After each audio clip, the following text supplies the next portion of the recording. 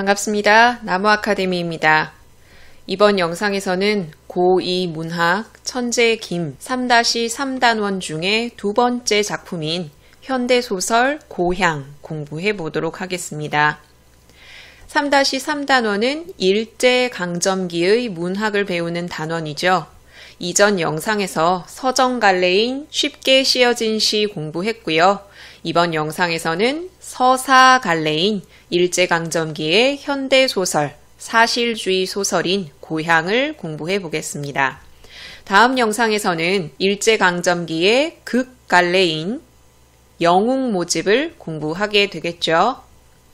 이기영의 고향, 어떤 유형의 문제가 많이 출제되었는지 출제 유형 베스트부터 점검합시다. 일단 내용 확인 문제가 가장 많이 출제되었는데 소설의 각 구절에 기역, 니은, 디귿, 리을, 미음, A, B, C, D, E와 같은 기호를 매기고요. 그 각각의 의미를 묻는 문제 유형이 가장 많이 출제되었습니다.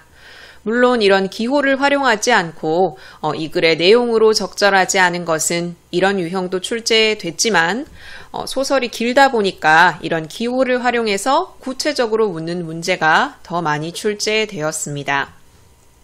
두 번째로는 보기에 소설 내용과 관련된 시대적 상황 혹은 소설의 특징 이런 것들을 제시하고 이 보기를 바탕으로 이 글에 관한 내용을 이해하는 문제가 두 번째로 많이 출제되었어요.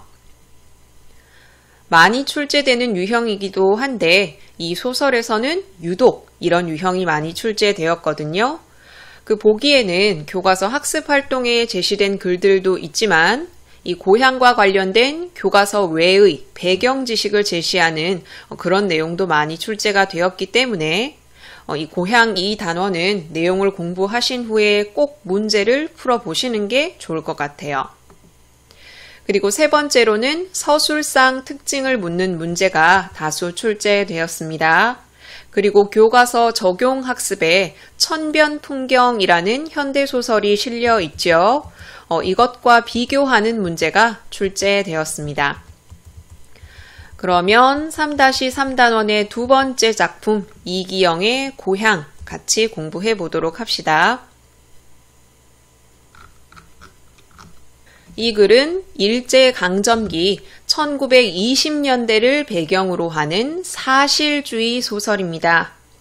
이 글에서는 원터마을이라는 한 농촌 마을이 등장하는데 이 농촌 마을은 일제강점기의 전형적인 농촌 공동체를 대표하는 집단이에요.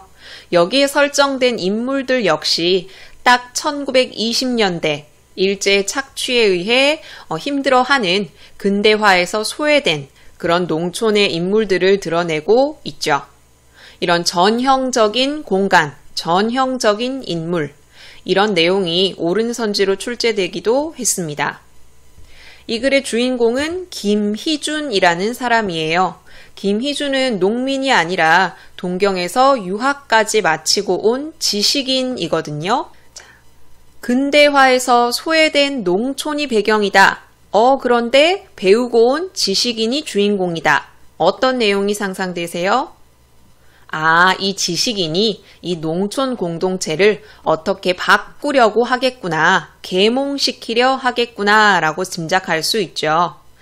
이 글의 내용도 그것을 바탕으로 하는데 이 소설이 조금 특이한 점은 이 지식인이 농민들보다 우월의식을 가지고 있다거나 높은 위치에서 일방적으로 농민을 계몽시키려고만 하는 것이 아니라 김희준은 농촌 공동체의 삶 속에 들어가서 그들과 정서적인 교류를 나누면서 같이 호흡하면서 문제를 해결해 나가는 인물이라는 점이 독특해요. 그래서 김희준을 살아있는 인물형이라고 긍정적으로 평가하기도 하거든요. 지금부터 공부할 이기영의 고향은 이런 사실적인 긍정적인 인물 유형을 바탕으로 당시 1920년대의 농촌의 모습을 사실적으로 드러내고 있는 소설이에요. 그러면 앞부분의 줄거리 먼저 읽으면서 이 당시의 농촌의 모습이 어떠했는지 살펴봅시다. 김희준은 5년간의 동경 유학 생활을 마치고 고향인 원터 마을로 돌아온다. 원터 마을 어떤 공간이라고요? 1920년대의 농촌 공동체의 전형적인 모습이 드러나는 공간입니다. 이 마을 주위에는 철로도 놓이고 제사 공장도 들어섰는데 원터 마을 사람들의 삶은 전혀 나아지지 않았습니다. 근대화는 진행됐지만 농촌은 이에서 소외되었음을 알 수 있죠. 자작농은 소작농으로 바뀌고 가난을 이기지 못한 이 원터 마을의 사람들은 이 마을을 떠나기도 하는 모습을 보였거든요. 마을 사람들은 유학까지 다녀온 희준이 고향에서 다시 소작농을 하는 것에 실망하지만 희준은 여기에 개의치 않고 직접 농사를 지으면서 농촌을 바꾸어 나가기로 결심합니다. 앞서 말씀드렸죠. 희준은 지식인으로서 농민의 우위에 서서 그들을 계몽시키려 하지 않고 그들과 삶을 같이 하면서 문제를 해결해 나가는 인물이에요. 희준은 야학을 운영하는 한편 농민들의 단결을 위해 두레를 결성하는 데 앞장섭니다. 농사를 지을 때 마을 사람들이 힘을 합쳐서 농사일을 공동으로 하는 걸 두레라고 하죠. 이 두레의 의미를 묻는 문제가 시험에 다수 출제되었으니까 이 밑에 내용 확인하면서 점검해 보기로 합시다. 저녁 때, 아직 두레를 시작하기 전입니다. 마을 사람들은 저녁을 치르고 나왔다. 여자들도 쌀이문 밖으로 바람을 쐬러 하나둘씩 나온다. 한낮에 쩔쩔 끓던 불볕. 이 지문에 실린 계절적인 배경은 한여름입니다. 어찌나 뜨거웠던지 땅이 식지 않았다. 북소리가 울리자 사람들이 모두 정자나무 밑으로 모여듭니다. 농악놀이가 시작되니까 이제 다 나와라 라고 하는 신호죠. 몰키였다 라는 단어 보이시죠? 여기에 낯선 단어가 꽤 많이 등장하기 때문에 많이는 아니지만 단어 뜻을 묻는 문제가 출제되기도 했어요. 그래서 몰키다, 벚구제비, 장립, 분지도 등과 같은 낯선 단어는 기본적으로 그 뜻을 숙지하고 있으셔야 합니다. 두레 전날 풍물놀이를 하고 있어요. 저녁입니다. 사람들이 벼랑간 명절 기분이 들어서 들뜨고요. 어린애들은 함성을 지르면서 돌아다니고 있습니다. 내일부터 두레를 나서게 되는데 그 전날에 두레를 기념해서 풍물놀이를 하는 거죠. 안승학, 고향이라는 소설 전체에서 주인공인 김희준과 대립하는 마름입니다. 지주와 소작농의 사이에서 중간 관리자 역할을 하는 마름인데 반동 인물이거든요. 그런데 교과서에 제시된 부분에서는 김희준과 안승학의 대립관계가 드러나지는 않아요. 자, 안승학도 두레에 참여합니다. 저녁을 먹고 나와서 무슨 생각이 들었는지 자기 논부터 매달라는 부탁을 자기가 자청해서 했어요. 두레를 하면 마을 사람들이 공동으로 뭉쳐서 오늘은 이 집, 내일은 저 집, 그 다음 날은 저 집, 이렇게 각각의 집에 논을 매게 되는데 안승학이 자기 집의 논부터 먼저 매달라고 부탁을 한 겁니다. 그래서 희준이가 의견을 내서 좌상, 우두머리라고 볼 수 있거든요. 자, 안승학을 좌상으로 앉히고 희준이는 공원이 됩니다. 공원은 실무자라고 볼 수 있거든요. 자, 이제 농악놀이를 해야죠. 농악을 자진가락으로 볶아치자. 구경꾼들은 쇠잡이들을 둘러싸고 흥겹게 놀기 시작합니다. 이 부분은 여러분들이 읽어보시면 되겠죠? 좋다 벚구야 라고 하면서 희준도 이들과 같이 농악놀이를 하면서 놀고 있습니다. 이런 바람에 김선달도 신명이 나고요. 가락을 치고 있죠. 이튿날 아침, 자, 두레를 시작하기 전 저녁에 농악놀이를 했고요. 다음날 아침이 밝았어요. 이제 두레를 시작해야겠죠? 농사일을 해야 합니다. 이튿날 아침에 집집마다 한 명씩 나선 두레꾼들은 농기구를 앞세우고 안승하게 구레논부터 김을 맸습니다. 구레논도 단어 뜻을 묻는 문제에 출제가 됐습니다. 이 전날에 안승학의 논부터 김을 매기로 결정을 했었죠. 풍물 소리가 여전히 들리고요. 자, 아침 일찍 농촌의 풍경을 묘사하고 있어요. 아침 해가 솟을 무렵에 이슬은 이렇게 풀끝에 맺히고 시원한 바람이 불고요. 깃발이 펄펄 날립니다. 장잎도 단어 뜻을 묻는 문제 출제가 됐습니다. 자, 장잎을 내뽑은 벼포기 위로 퍼렇게 푸른 물결이 굼실굼실 거리고 있습니다. 이 푸른 물결이란 물이 아니죠. 벼가 익기 전에 푸른 모습을 비유하는 표현입니다. 이것에 관한 문제도 출제됐거든요. 사람들은 머리에 수건을 질끈 묶고요. 호미를 차고 김을 매기 시작합니다. 여러분, 김을 맨다는 게 뭐죠? 벼 주위에 솟아난 잡풀들을 뽑는 걸 김을 맨다고 이야기를 해요. 그 김을 매는 농민들의 모습을 비유적인 표현을 사용해서 묘사하고 있는데 이 부분은 시험에 자주 출제됐으니까 주의해서 보셔야 됩니다. 쇠코잠방이 반바지라고 보시면 되죠. 반바지 위에 등만 살짝 덮을 정도의 옷, 땀을 워낙 많이 흘리니까 가볍게 입은 거죠. 이것만 걸치고 허벅다리까지 드러난 장단지가 개구리를 잡아먹은 뱀의 배처럼 불쑥 나온 다리. 농사일에 단련된 농민들이니까 장단지가 이렇게 굵게 나왔겠죠. 흔히 우리는 알이라고 이야기를 하죠. 이 알이 불뚝 나온 모습을 개구리를 잡아먹은 뱀의 배라고 비유적인 표현을 사용해서 표현하고 있고요. 이를 통해서 농민의 건강하고 강인한 모습을 드러내고 있죠. 이게 김을 매야 할 논이라면은 이렇게 사람들이 일렬로 쭉 서서 앞으로 진행하면서 자기 앞에 있는 잡풀들을 뽑는 거죠. 그 중에는 희준이의 하얀 다리도 섞여서 따라갔다. 다른 농민들의 다리는 장단지가 부풀어서 아주 건강한 모습인데 희준이의 다리는 하얘요. 대조되고 있죠. 이것을 통해서 희준이는 농사일에 익숙지 않은 사람이구나 라는 걸 알 수 있습니다. 이 부분을 희준이가 농민들과 조화되지 않는다. 이런 식으로 해석하는 틀린 선지가 출제되기도 했으니까 주의하셔야 됩니다. 아까 말씀드렸던 것처럼 희준이는 농민들의 삶과 같이 하면서 그들과 조화를 이루기 위해 노력하는 인물이지 이들과 섞이지 못한다고 보는 건 적절하지 않아요. 두레가 난 뒤로 마을 사람들의 기분은 통일되었다. 자, 두레의 기능을 묻는 문제 출제된다고 앞서서 말씀드렸죠.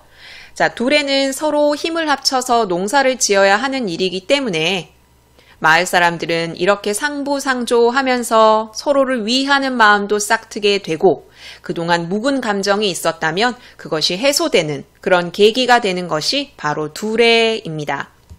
그 중에 갈등을 겪고 있던 사람이 바로 백룡이 모친과 쇠득이 모친인데 이 두 사람도 두레바람에 화해를 하게 되었다. 이 두 사람뿐만 아니라 인동이와 막동이도 화해를 하게 되었거든요. 자, 그럼 일단 백룡이 모친과 쇠득이 모친이 어떻게 화해를 했는지 살펴봅시다. 일단 백룡이 모친은 밤저녁으로 둘에 노는 것을 보고 오는 길에 쇠득이 집에로 들어갑니다. 형님, 쇠득이가 어쩌면 춤을 그렇게 잘 춘다우? 라고 이야기를 하죠. 자, 일단 표면상으로는 쇠득이가 춤을 잘 추는 것을 칭찬하는 그런 말하기지만 우리는 쇠득이 모친과 백룡이 모친이 싸운 것을 알고 있죠. 그러니까 이 말하기는 슬쩍 화해를 청하는 말하기라고 할 수 있어요. 자, 이렇게 이야기하니까 쇠득이 모친도 슬쩍 들어와서 담배 한 대 피고 가라고 이야기하죠. 그러니까 말합니다. 형님, 그전 일로 조금도 어찌 알지 마소. 나도 그때 분지도에 그랬으니 나도 분한 김에 나도 모르게 그렇게 얘기했으니까 너무 마음에 담아두지 마세요 라는 거죠. 사과를 하고 있습니다. 자, 그러니까 쇠득이 모친도 그렇게 받아들이고요. 이것을 보고 있던 쇠득이 처도 상냥한 표정을 보이고 있습니다. 언제 싸웠더냐 쉽게 오곤도곤 이야기를 나누죠. 여기까지 쇠득이 모친과 백룡이 모친이 화해하는 모습이고요. 그 다음은 인동이와 막동이죠.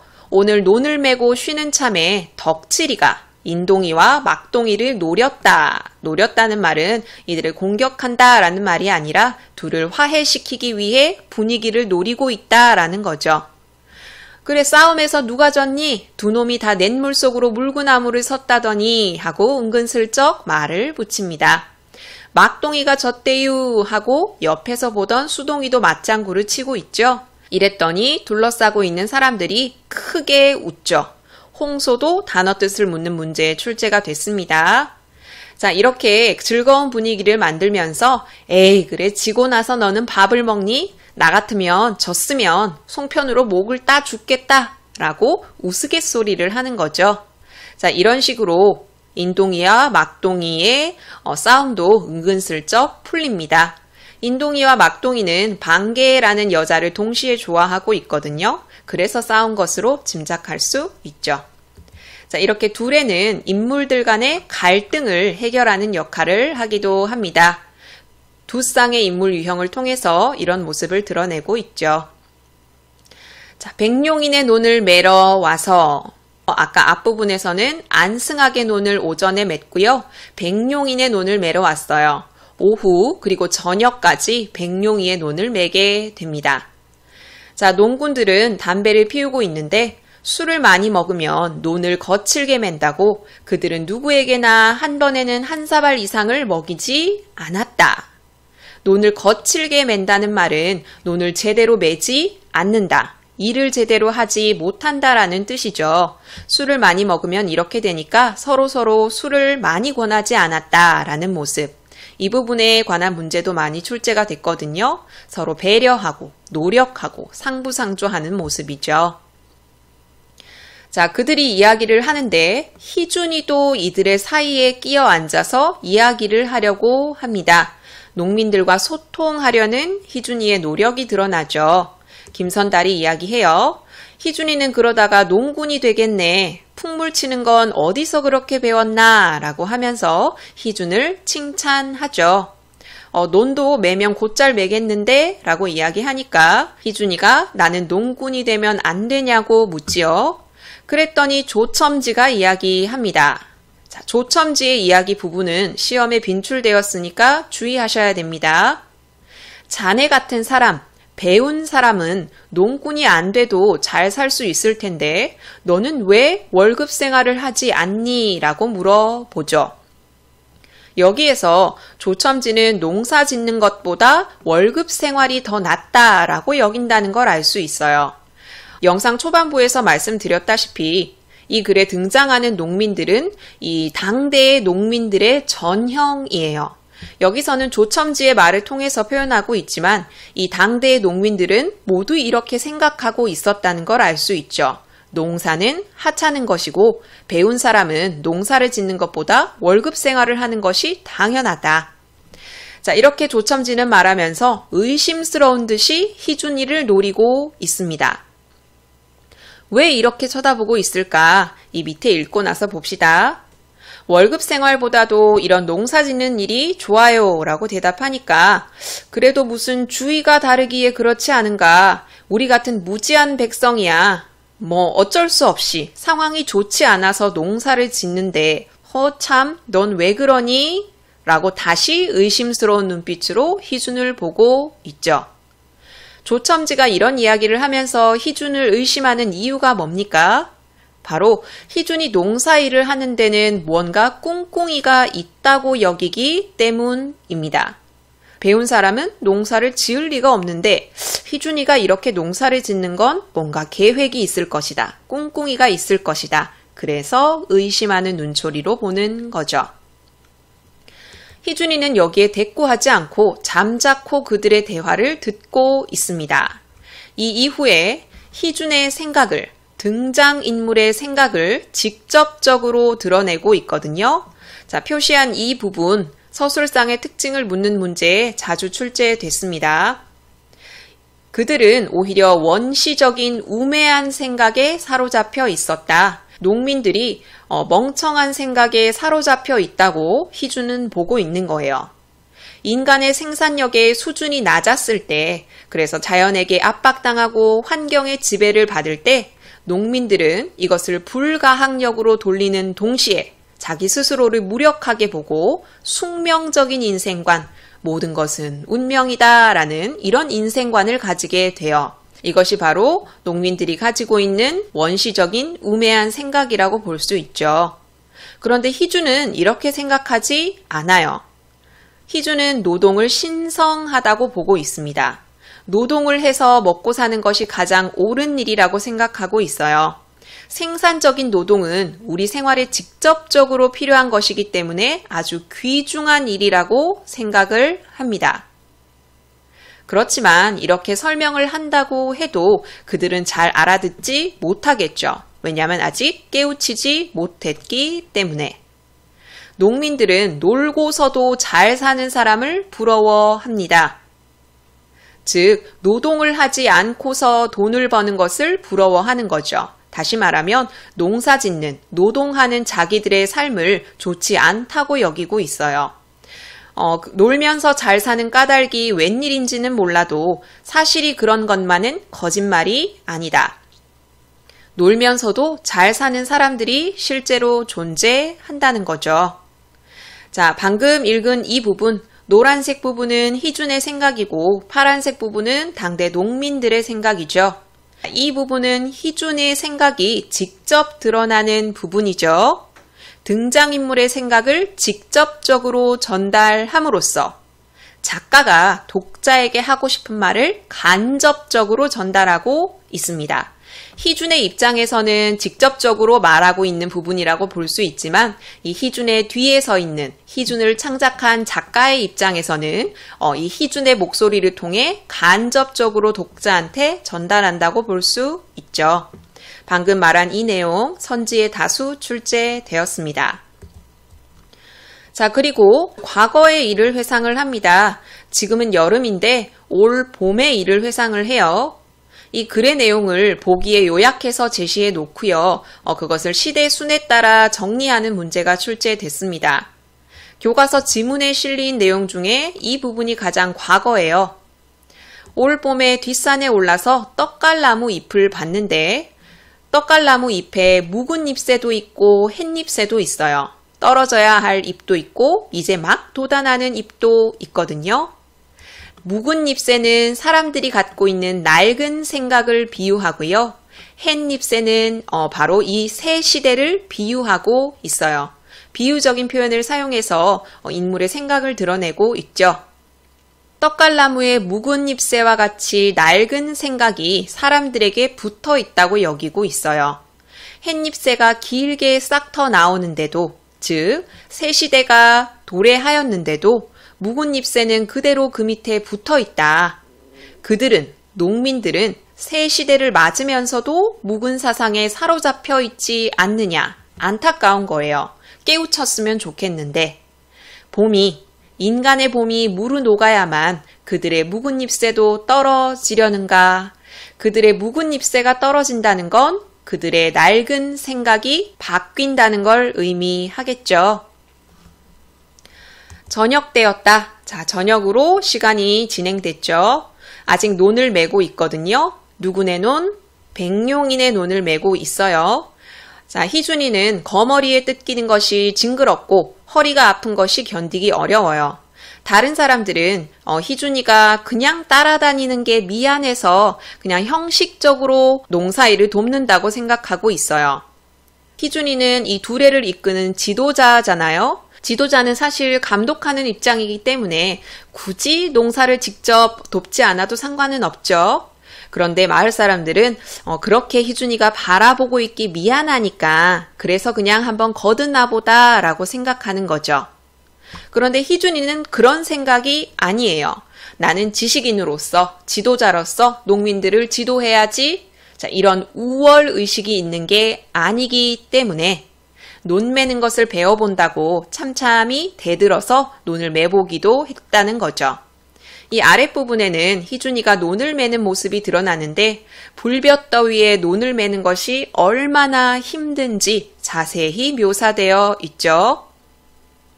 자, 이런 육체적인 고통을 겪어보니까 이전에 놀고 먹던 허물, 공부하던 모습이겠죠. 이런 것이 뉘우쳐진다라고 이야기하고 있어요. 그리고 이들의 피땀의 결정인 곡식을 거저 먹은 것이 황송하기까지 하죠. 자, 백룡인의 논을 다 메고 해가 지고 돌아왔죠. 그래서 백룡이 모친이 보답으로 술을 한 동이 돌립니다. 그리고 백룡이 모친도 술이 취해서 쇠득이와 춤을 덩실덩실 추고 있죠. 지화자를 부르고요. 그들이 똥을 끼얹고 싸우던 엊그제 일이 생각나서 속으로 웃었다. 백룡이 모친과 쇠득이네가 똥을 끼얹으면서 싸웠다는 걸 알 수 있죠. 희준이는 밤새도록 허리를 끙끙 앓았습니다. 특별한 의미가 있는 것은 아니고요. 희준은 노동이 익숙하지 않은 인물이라는 걸 드러내죠. 교과서에 실린 고향은 여기까지고요. 목표학습에 보면 이 고향의 시대적인 배경이 되는 일제강점기에 대해서 간략하게 설명한 부분이 나옵니다. 고향의 특성이 드러나죠. 아까 앞에서 이야기했던 전형적인 상황을 설정하고 있다는 것. 이 전형적인 상황이 무엇인지 쓰라는 문제가 서술형으로도 출제됐습니다. 그리고 여기 대괄호로 표시된 부분은 고향의 특징이기 때문에 고향의 서술상 특징을 묻는 문제에 출제되기도 했어요. 자, 아래 적용학습에서는 1930년대 소설인 천변 풍경이 실려 있습니다. 천변은 냇물 주변이란 뜻인데 서울의 청계천을 가리키죠. 이 천변 풍경은 주변 인물에 따라서 삽화식 구성을 띠고 있어요. 이 인물 이야기, 저 인물 이야기, 이 인물 이야기, 저 인물 이야기. 이렇게 50개의 이야기가 삽화식으로 연결되어 있거든요. 특히 여기에는 영화 촬영 기법인 카메라 아이 기법이 적용됐다는 내용이 선지에 자주 출제되기도 했으니까 이걸 공부하시면서 표현상 특징의 카메라 아이 숙지하시는 게 좋아요. 아래쪽에 이야기 더하기도 여러분들이 읽어보시는 게 좋겠네요. 우리는 이기영의 고향 문제 풀어봅시다. 고향 내신형 기출문제 중에 최다 빈출 유형 내용 확인 문제가 가장 많이 출제됐다고 살펴봤죠. 이렇게 기호를 매기고 의미를 묻는 문제가 제일 많이 출제됐는데 우리 화면상으로 기호 문제를 하나하나 풀기가 조금 번거로우니까 전체적인 내용 확인 문제 보도록 합시다. 윗글의 내용에 대한 이해로 적절하지 않은 것을 고르셔야 합니다. 1번 문제를 메모장에 옮겨왔어요. 정지 버튼 누르시고 답 찾아보세요. 같이 봅시다. 1번 마을 사람들은 저녁밥을 먹고 정자나무 밑으로 모여서 풍물놀이를 즐겼다. 글의 앞부분에 보면 집집이 저녁을 치르고 라고 되어 있고요. 정자나무 밑으로 몰려들었다. 그리고 풍물놀이를 하죠. 2번 두레를 나서는 첫날 마을 사람들은 안승학의 논부터 김을 맸다. 안승학이 자기 집 논부터 먼저 매달라고 이야기를 했죠. 그래서 농기를 앞세우고 안승학의 구레논부터 김을 맸다 라고 나와 있습니다. 3번 두레꾼들은 앞침에 집집마다 한 명씩 나서서 농기를 앞세우고 김을 매러 갔다. 방금 본 그 부분에 나와 있죠. 집집마다 한 명씩 나선 두레꾼들이 농기를 앞세우고. 4번 쇠득이 모친은 백룡이 모친을 자기 집으로 불러 서로 담배를 피면서 화해하고 있다. 자, 쇠득이 모친과 백룡이 모친이 서로 담배를 피면서 화해한 건 맞지만 어느 부분이 틀렸죠? 자기 집으로 불렀다라는 게 틀렸죠. 여기서 백룡이 모친이 자기 스스로 쇠득이네로 찾아가서 말을 걸면서 화해를 청하고 있을 뿐이지 쇠득이 모친이 백룡이 모친을 부른 것은 아니죠. 그래서 1번의 정답은 4번입니다. 5번 희준도 마을 사람들과 어울려 풍물놀이를 하고 김매기에 동참했다. 여기 같이 풍물놀이를 하는 부분이 나오거든요. 희준이도 징을 치면서 돌아다녔고요. 그리고 뒷부분에 보면은 힘들게 희준도 김매기를 하는 모습이 보입니다. 그래서 1번에 틀린 답, 그것은 4번이죠. 이렇게 내용 확인 문제가 가장 기본적이고요. 그 이외에 두 번째 출제 유형이 뭐였죠? 바로 이 보기에 배경 지식을 제시하고 그것을 바탕으로 이 선지를 확인하는 문제. 희준에 관해서 설명을 하기도 하고요. 여기 이기영에 관해서 설명을 하기도 하고 고향의 전체적인 표현 방식에 초점을 두기도 하고 농민 문학과 농촌 문학을 비교하면서 설명하기도 합니다. 이런 문제 상당히 많이 출제되어 있죠. 그리고 세 번째, 서술상 특징을 묻는 문제. 이것도 다수 출제되었고요. 그리고 천변 풍경과 비교해서 묻는 문제. 나아가 천변 풍경이거든요. 이 천변 풍경에 관한 단독 문항이 제시되기도 하고 이렇게 고향과 천변 풍경을 비교하는 문항이 출제되기도 합니다. 기타 유형도 같이 싣고 있거든요. 이렇게 3-3단원의 두 번째 단원인 고향 마무리 짓도록 하겠습니다. 이 모든 자료는 나무 아카데미 홈페이지에서 이용하실 수 있습니다. 구독 버튼 누르시면 나무 아카데미에서 제공하는 양질의 자료들 제공받으실 수 있습니다.